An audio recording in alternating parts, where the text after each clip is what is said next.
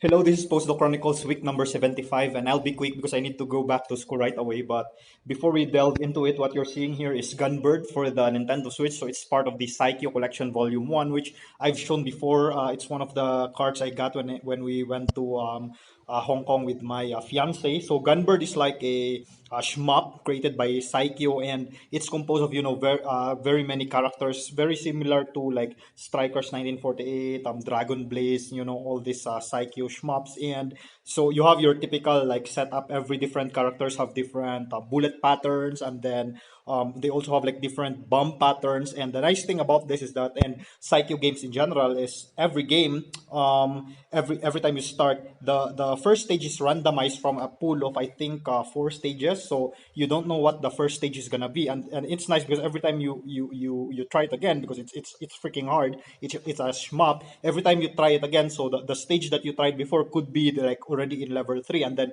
the next time you meet it, it's gonna be harder because as the level progresses, the bullet patterns become hellish, become hard. So if like the randomized stage from stage 1 goes to stage 2, then the bullet patterns will be entirely different. So it's really cool. Like if you get hit by an enemy, for example, instead of dying right away, you lose your power ups because you obtain power ups in general, giving you like some complicated bullet patterns along the way. And so if you hit an enemy, then your level goes down, and then there's like a power icon will get out of your ship, and then it gives you the chance to get it. But then again, it's hard because of the different bullet patterns. And if you're still at the lowest level, you don't have a power up yet, and then you hit the enemy, instead you'll lose a bomb instead of a power up. So also this thing, the only thing that can kill you, of course, is bullets. So again, hitting enemies doesn't kill you. And also it reminds me of like something like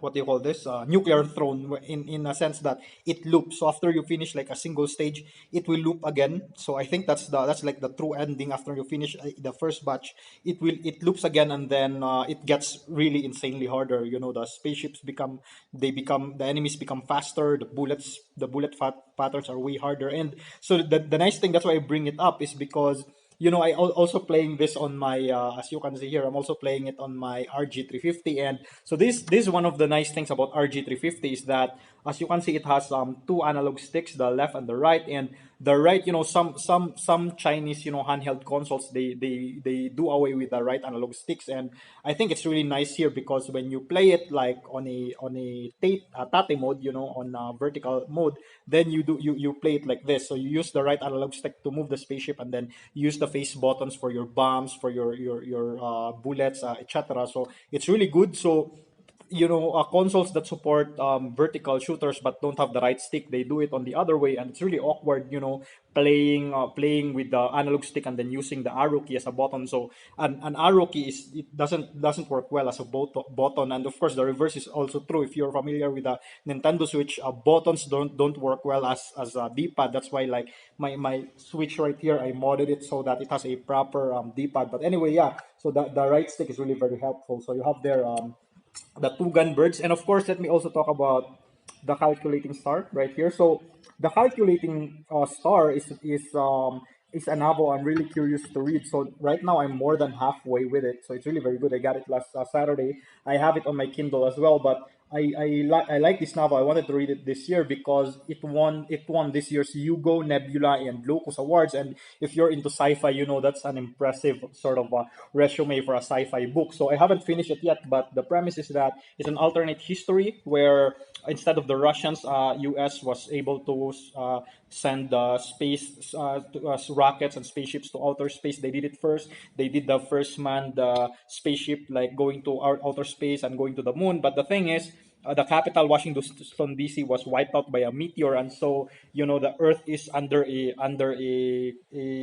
timer. So after like I don't know, around 50 years, it will become very hot due to the greenhouse effects, due to the ejecta of the meteor. And so what happens is they need to they need to accelerate their space program so that they can colonize the moon and then eventually like Mars, for example. So it's nice because the main character is a woman, and yeah, during the it's an alternate history. So during those early times, like in the 50s, they were, the blacks and then women, they were discriminated against sciences. It's always men, men, men. So it's very good. But I'm not yet done with it. The sci-fi is not as hard as, for example, because it also reminds me, the premise also reminds me of Seven Eves. This in Seven Eves, the moon exploded, and again they had to get away from Earth. But that one had a very in-depth, more technicalities when it comes to how to prepare, the colony and stuff like that. Here it's not as hard, but it's still good nonetheless. So I'm still trying to finish it. Hopefully, like by weekend I finish it. But anyway, going to postdoc, so not so much to report. Aside from preparing papers for, because I'm going back to the Philippines in December, so preparing papers for like accomplishment report, for the renewal of study leave and stuff like that. And also preparing some of the stuff for the renewal of the visa, South African visa, like I mentioned last time, because I'm leaving this December, and then my visa expires March. You have to renew it like 2 months before or 60 days before, so that I can still make it. My appointment for renewal will be next week, November. So I wanted to renew it this month so that during Christmas break they're already working it out, and by the time I come back it's already extended. So I'm doing that, and then on the physics side, right now I'm focusing on the so we're doing the draft for our dihiggs study with Subhadip in Finland, and then with Jong in Germany, and I'm assigned, so we have already some results. I'm assigned on writing the part of the draft that involves the recasting of the different existing Atlas and CMS searches, and how they and show that the benchmark that we considered are evades those current searches that we have.